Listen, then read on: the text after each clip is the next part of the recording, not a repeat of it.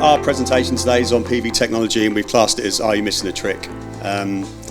So we're CPS Building Services. We've got UK Greentech, Edmundson Electrical, JA Solar with us today. We'll talk through a few slides about what we do and how we do it and who we are, and hopefully promote some discussion and fingers crossed a little bit of inquiries as well. So CPS Building Services, we were founded in 1995. By 2015, we were a full M&E business. Originally, we were Cambridge Pipe Services, predominantly delivering a lot of boiler houses, things for that Cambridge University. We're based in Cambridge. We've got an office in Oxford, recently opened, had the opening party last week, still a few sore heads from that. We pride ourselves into high quality installations. We never walk away from any issues, any follow-ups, any queries. We're always there and on hand. Hopefully some of our clients here today will be testified to that or testament to that. We classify ourselves as working in 5 key categories, which is education, healthcare, life science, leisure and defence.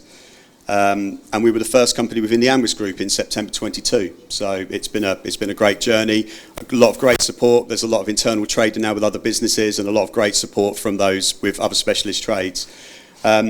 As our industries change, we've gone more from gas-based heating and hot water into more a renewable side of technology. With that, our electrical division's grown massively, and that's why our chosen subject today is photovoltaic installations, or PV installations, they're more commonly known. So myself, David O'Leary, I'm the Group MEP Director for CPS Building Services. We've got Jordan Smith as well, National Account Manager for UK Greentech, and Stephen Tully's here as well from JA Solar. We've got a solar panel round the corner there, which is massive and rather unsightly, but it does a great job. So you can come and have a look at that a bit later on. I'll pass you over to Jordan just to say cheers, mate. Thanks for that, Dave, and obviously thanks for the welcome here today. And good morning, everybody. I think I can just about still get away with saying that, but we are running close to the bone with it. So anybody who's not familiar with UK Greentech, we're a renewables distributor in the UK market, and you'll see on the map there we've got 16 locations currently around the UK and over in Ireland. We're part of a bigger group which is called Edmundson Electrical, which is the largest electrical distributor in the UK, with a turnover of 1.8 billion. And the renewables division was set up 3 years ago, sort of to keep up with the demand in the UK market and sort of what we were forecasting and seeing as a business. Because for about 15 years, Edmundson's has sold renewables product. So yeah, UK Greentech was sort of born 3 years ago with just one branch open, and sort of over the last 3 years we've developed and grew that to 16. The idea is to keep growing and provide a top class service into the renewables market with top class manufacturers such as JA Solar that are sort of here supporting us today. So yeah, that's just a little bit about us. We do support the andwis group. Probably turnover about £6 million last year with andwis in total, and obviously as we grow, we want andwis to grow and the other businesses. Over to Dave again. Yeah, sorry, jump back up. Cheers. Right, so a little bit about where our power comes from as of today, effectively. So renewable electricity sources accounts for 43% of all power generation within the United Kingdom. That's up massively from 2010, where it was just back at 20%. So it's a huge growth to 42.8%, which was the last data. We've got physical data on record from 2021. So in May 2022, the largest ever solar wind power generation was recorded, 19.9 gigawatts. There's a slide a bit later on just to show you what that means in real terms and massive and numbers. It's a large number. So nuclear energy still accounts for 16% of electricity generation within the UK. Clearly has its own controversies, but it is important to note it is a zero carbon form of electricity production. Fossil fuels fossil fuel electricity generation is 35%. Clearly something we're trying to steer away from, and massive with what we do as a business with big decarbonisation drives and PV leading into it, air source heat pumps and a lot more renewable technologies moving on. And obviously carbon includes emitting fuels like gas, oil and LPG, clearly something we're trying to steer away from. Pass back to Jordan. Cheers, Dave. So before I start this bit, I'd apologise for anyone who's sort of up to speed with PV. We've tried to sort of keep it as simple as possible for anyone who maybe is not sure of the technology. So yeah, photovoltaic is what PV stands for. We've put a little diagram up on the screen there that just shows sort of how solar power works. I know this is sort of specific to a domestic property, but the principle is the same, whether it's commercial, industrial, or whether it be a solar farm.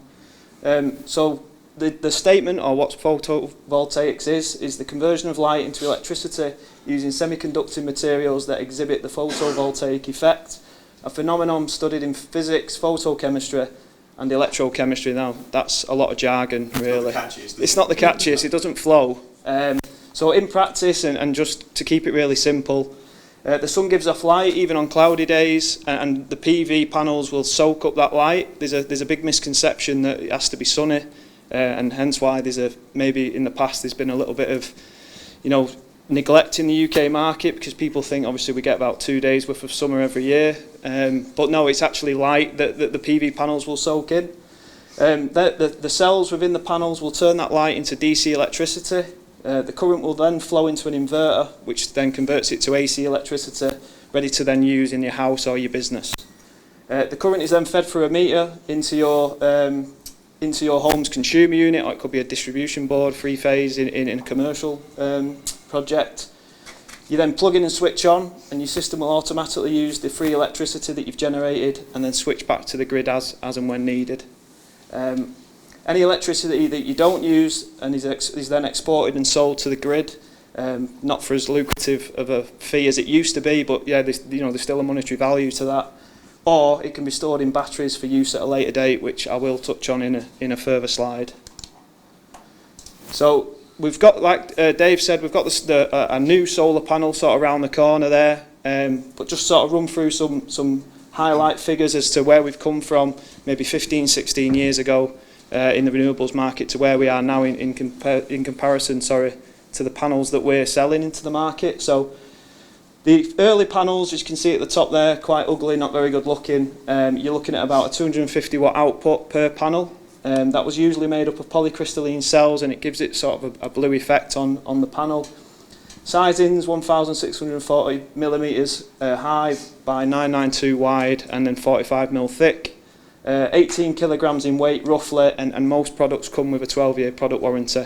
And if you compare that to some of the figures there, based on the modern and the panels that we're selling into the market at the moment, we're looking at around about a 455 watt output for a similar sort of project that we would have supplied the 250 watt on all but 15 years ago. 22% cell and module efficiency, that's the cells within the panels are 22% more efficient.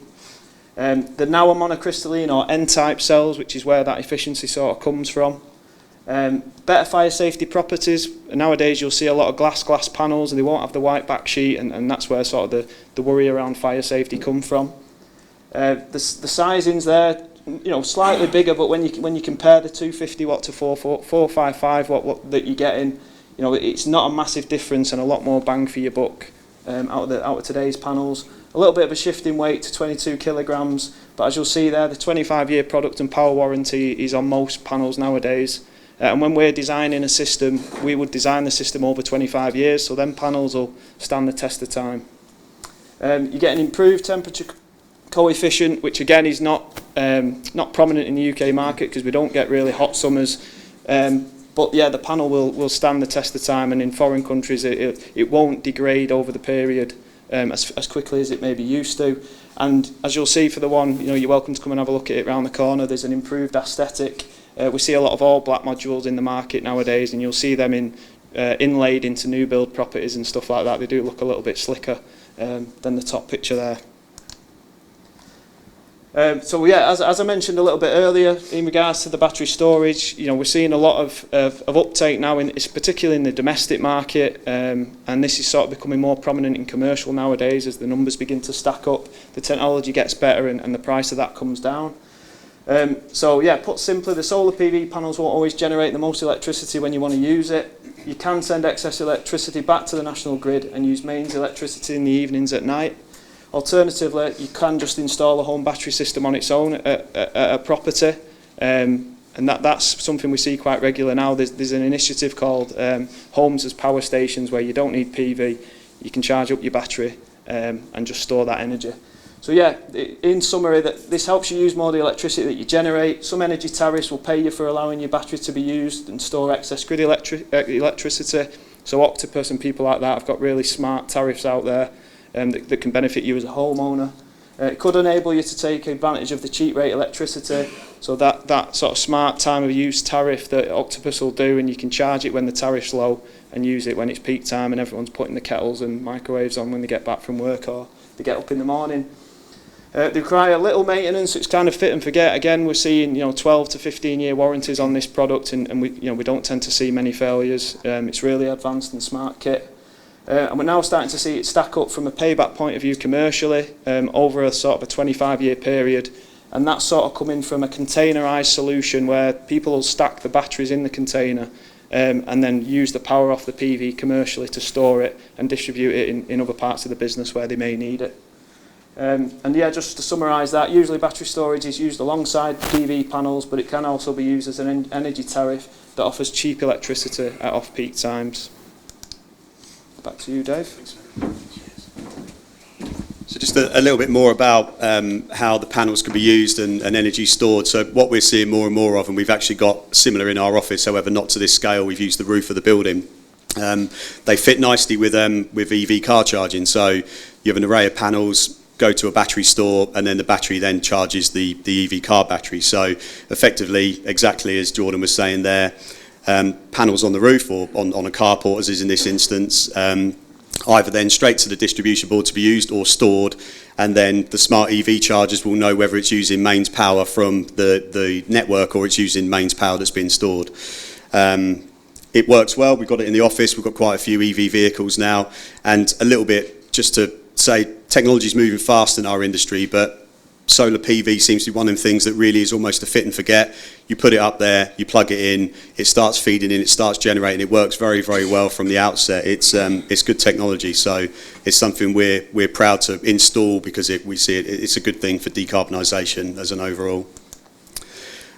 Some sort of lifetime examples or live examples really. So there's some really rough rules of thumb which we use in budgeting. So a 50 kilowatt solar system roughly will cost between 40 and 50,000 pounds. A 100 kilowatt system between 80 and 100,000, and a 200 kilowatt system between 160 and 200,000. Now that does vary upon logistics, market availability, all that sort of stuff. But as a good rule of thumb, there's that.